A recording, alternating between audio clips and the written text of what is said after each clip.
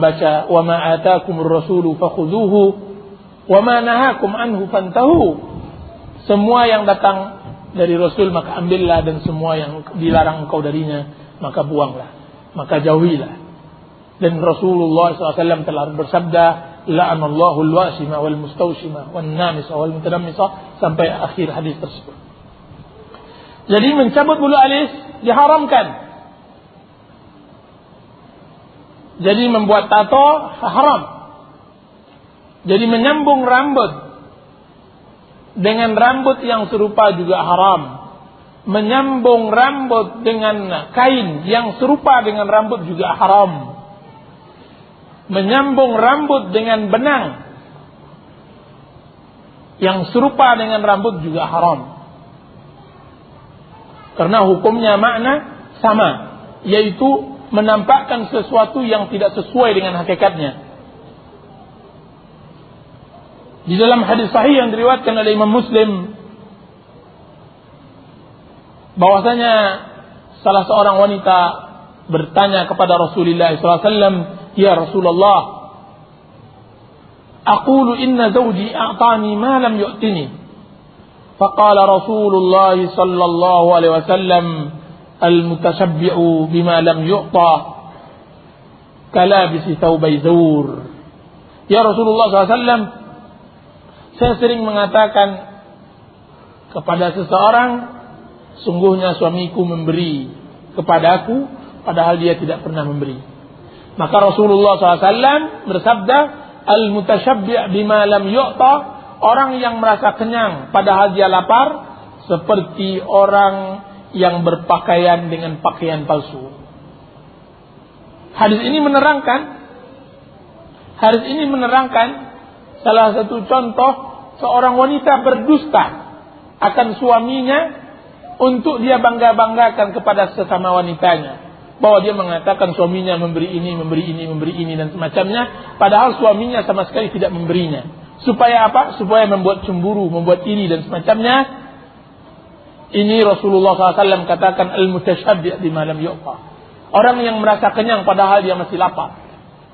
Di dalam riwayat dikatakan bahwa seseorang pendek, wanita tersebut pendek, kemudian dia menggunakan sandal yang agak tinggi supaya dia disebut wanita yang tinggi. Kemudian Rasulullah SAW katakan al-mutashabbi' bima lam yu'ta kalabisi thawbai zur. Maka tidak diperkenankan memasukkan keadaan, tidak diperbolehkan wanita memasukkan keadaan. Haram hukumnya, terutama untuk memfitnah laki-laki dan semacamnya.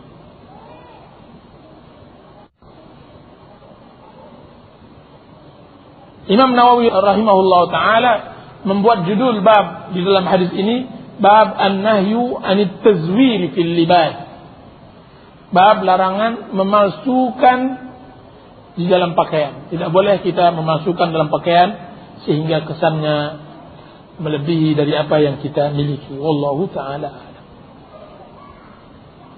Sebagian orang memisalkan bahwa apa yang dimaksud dengan memasukkan pakaian yaitu menggunakan pakaian ahli zuhud dan ibadah, sedangkan tujuannya agar disebut orang bahwa kita adalah orang yang zuhud.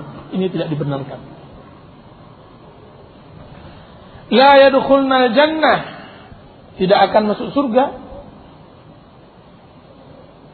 Ini bukan berarti bahwa dia kekal di dalam neraka, karena dosa besar tidak akan mengekalkan seseorang masuk dalam neraka. Akan tetapi ini terbawakan hadis ini terhadap masyiah, kehendak Allah Subhanahu wa taala. Maksudnya jika seandainya Allah mengampuninya, maka Allah Subhanahu wa taala adalah zat yang Maha Pengampun.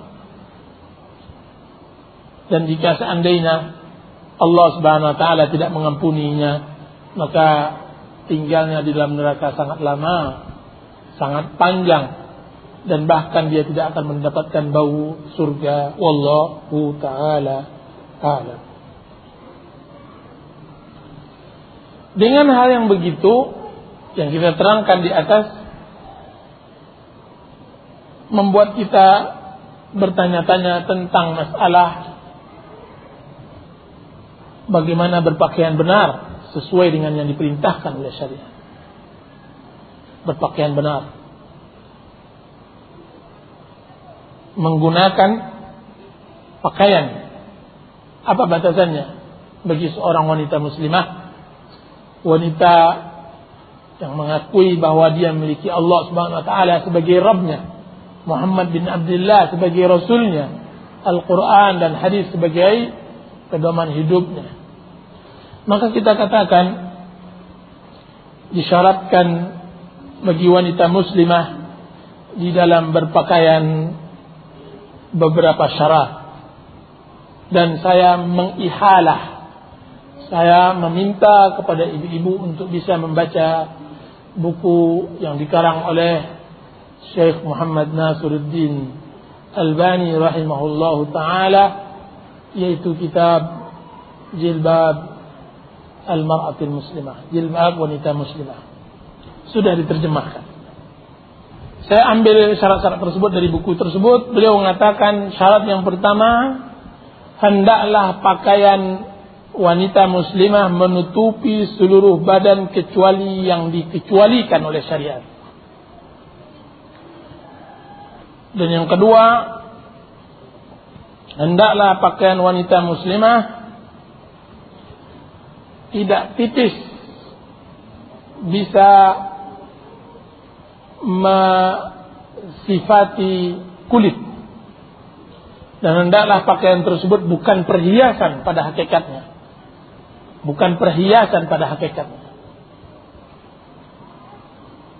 Maksud saya adalah pakaian wanita muslimah adalah pakaian yang dia bawa keluar, yang dia gunakan untuk keluar rumah, yang nantinya nampak oleh orang asing dari dirinya, orang ajanib yang bukan mahramnya. Akan tetapi pakaian yang ada di dalam rumahnya, maka dia mempunyai hukum khusus dan syarat yang khusus juga. Tapi yang kita maksudkan pakaian wanita muslimah adalah pakaian bagi wanita yang keluar rumah. Yang keempat, bahwa hendaklah jilbab atau pakaian tersebut besar, tidak sempit sehingga dapat mensifati badannya. Yang kelima, hendaklah pakaian tersebut tidak menggunakan harum-haruman. Yang berikutnya, hendaklah pakaian tersebut tidak menyerupai pakaian laki-laki. Yang berikutnya, hendaklah pakaian tersebut tidak menyerupai pakaian wanita kafir. Dan yang terakhir, hendaklah pakaian tersebut tidak pakaian syuhrah. Tidaklah pakaian tersebut yang dia pakai pakaian syuhrah. Wallahu ta'ala. Kita syarah satu persatu dari apa yang kita bisa syarah dengan keterbatasan waktu yang diberikan kepada kita. Pertama, menutupi seluruh badan kecuali yang dikecualikan oleh syariat. Tentang masalah menutupi seluruh badan itu telah difirmankan oleh Allah Subhanahu wa taala di dalam surah An-Nur. Wala yubdina zinatahunna illa ma zahara minha. Dan para ulama berselisih tentang masalah ma zahara minha. Janganlah kalian menampakkan para perhiasan kalian kecuali yang zahir darinya, kecuali yang zahir, yang nampak, yang sulit disembunyikan. Para ulama berselisih tentang masalah apa yang diperbolehkan dilihat dari perhiasan wanita ketika dia keluar. Para ulama tafsir berselisih. Sebagian mereka mengatakan bahwa dia adalah pakaian luar, dan itu adalah perkataan Abdullah bin Mas'ud. Berkata Abdullah bin Abbas, dia adalah wajah dan telapak tangan. Wajah dan telapak tangan. Saya tidak akan masuk ke dalam perselisihan para ulama tentang masalah apakah cadar itu wajib atau tidak. Akan tapi mereka semua sepakat di dalam perselisihan tersebut bahwa minimal hukuman bercadar adalah mustahab, sunnah. Tidak ada yang memakruhkan, apalagi tidak ada yang mengharamkan. Tidak ada satu orang ulama pun mengharamkan. Para ulama berselisih tentang wajibnya, kan tapi mereka sepakat semua tentang anjuran menggunakan cadar. Wallahu ta'ala. Hendaklah pakaian wanita tersebut tidak tipis, karena dengan menggunakan pakaian tipis tidak akan berguna tujuan dia berjilbab, berhijab. Sebagian sahabiat ketika ada seseorang menggunakan pakaian tipis, mereka sobek itu pakaian dan mereka ganti dengan pakaian lainnya. Diriwayatkan dari Ummu Alqamah ibn Abi Alqamah berkata, "Ra'aitu Hafsah binti Abdurrahman bin Abi Bakar." Aku melihat Hafsah binti Abdurrahman bin Abi Bakar masuk ke rumah Aisyah dan dia menggunakan khimar yang tipis. Khimar tipis yang menampakkan keningnya. Lalu Aisyah menyobek khimar tersebut. Fasyaqqathu Aisyah alaih. Dia sobek. Kemudian Aisyah mengatakan, "Ama ta'lamina ma anzalallahu fi suratin Nur?" Wahai keponakanku, engkau tidak tahukah apa yang Allah turunkan di dalam surah An-Nur? Menunjukkan harusnya wanita muslimah membaca surah An-Nur, memahami artinya, mentadabburi apa yang disebutkan oleh Allah Subhanahu wa taala dari ayat-ayat yang ada dalam surah An-Nur. Adalah para sahabat mengajarkan istri-istrinya surah An-Nur karena mencakupnya surah An-Nur dari banyak hukum-hukum yang berkaitan tentang wanita, tentang hijab, tentang jilbab, tentang masalah zina, tentang masalah aurat dan banyak hal. Apakah engkau tidak tahu apa yang Allah turunkan di dalam surah An-Nur? Yaitu tentang masalah hijab. Kemudian Aisyah mendatangkan khimar yang lainnya, kemudian dia pergunakan khimar tersebut. Itu jika seandainya menggunakan khimar. Bagaimana jika seandainya seorang wanita menggunakan pakaian tipis, mensifati tempat-tempat yang mengundang fitnah, tentu lebih luar biasa lagi.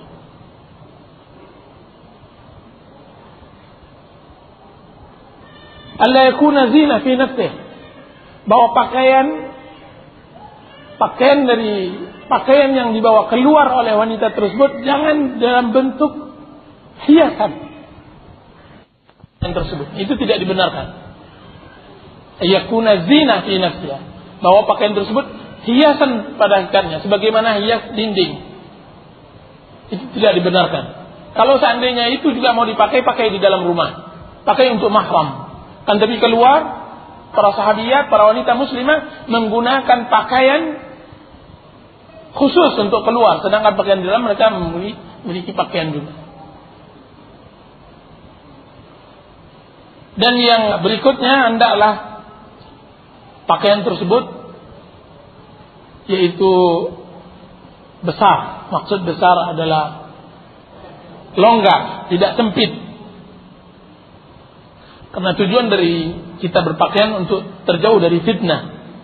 Dan itu tidak akan mungkin kecuali dengan pakaian yang longgar. Sedangkan pakaian yang sempit, maka dia akan bisa mensifati patahan-patahan tubuh atau sebagian yang akan mengundang pandangan para laki-laki. Dari Usama bin Zaid, dia berkata, suatu hari Rasulullah SAW memberikan aku pakaian kibtiyah yang tebal, karena beliau telah dihadiahkan pakaian tersebut oleh Dihya al-Kalbi. Kemudian aku berikan pakaian tersebut kepada istriku. Kemudian Rasulullah SAW mengatakan, kenapa engkau wahai Usama tidak menggunakan pakaian tersebut? Maka aku berkata, ya Rasulullah, aku berikan kepada istriku. Kemudian Rasulullah SAW mengatakan, murha faltaj'al tahtaha ghilalah fa inni akhafu an tasifa hajma idhamiha. Apa kata Rasulullah? Perintahkan istrimu tersebut untuk mencari kain yang lain menutupi pakaian tersebut.